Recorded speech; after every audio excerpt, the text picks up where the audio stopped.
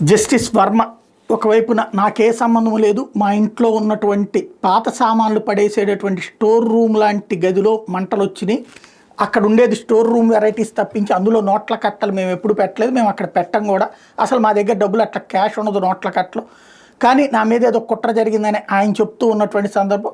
అదే సందర్భంలో జస్టిస్ వర్మకి సంబంధించి ఇప్పుడే త్రిసభ్య కమిటీతో సుప్రీంకోర్టు విచారణ చేపిస్తోంది.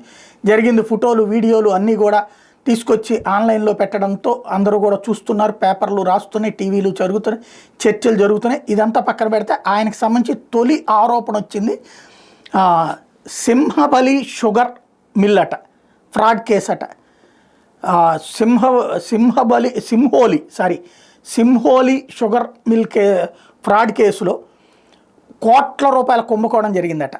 ఆ కేసులో నిందితుల్ని వదిలివేయటం జరిగింది.